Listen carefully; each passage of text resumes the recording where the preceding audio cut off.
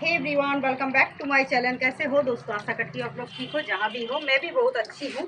मैं पहले दिखा दूँ, मैं उड़हुल का ফুল लाई हूँ। দেখুন বন্ধুরা, আমি জবা ফুলটা নিয়ে এসেছি একদম হলুদ ইয়েলো কালার আর টপিক্যাল জবা, অবশ্যই করে টপিক্যাল জবা। আর কড়ি কত এসছে দেখুন, কড়ি দেখতে পাচ্ছেন? কড়িতে কড়িতে ভর্তি, পাতা থাক না থাক বন্ধু, কড়িতে কড়িতে কিন্তু ভর্তি। কেন না, এর সেবা যত্ন আলাদা লেভেলের হয়।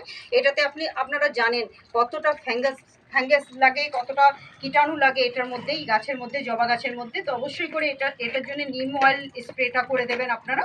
অবশ্যই করে সেটা করলে আপনার ইয়েটা, নাহলে কর্পূর যেটা থাকে, কর্পূরটাও দিয়ে দিতে পারেন মাটিতে, তাহলে এই পোকার অ্যাটাকগুলো হবে না। ঠিক আছে, মাটিটাই যে আলগা থাকবে সবসময়, যে আলগা করে নিলাম আমি।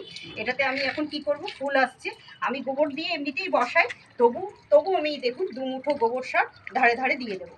গোবর সার দিয়ে দিলে কি হবে বন্ধুরা, গোবর সার দিলে এই ফুল কড়ি খুব সুন্দর আসতে সাহায্য হবে। ঠিক আছে, তাহলে আমি এটাতে গোবর সার দিলাম।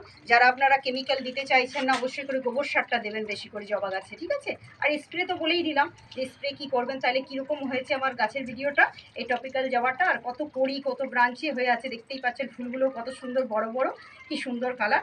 তাহলে যদি আমার এই জবা গাছের ভিডিও আপনাদের ভালো লেগে থাকে, অবশ্যই করে আমার চ্যানেলটিকে সাবস্ক্রাইব ফলো করতে ভুলবেন না বন্ধুরা। এতক্ষণ ধৈর্য ধরে দেখার জন্য আপনাদের সবাইকে অসংখ্য ধন্যবাদ। Thank you. তাহলে আজকের মতো আসি, টাটা, বাই বাই।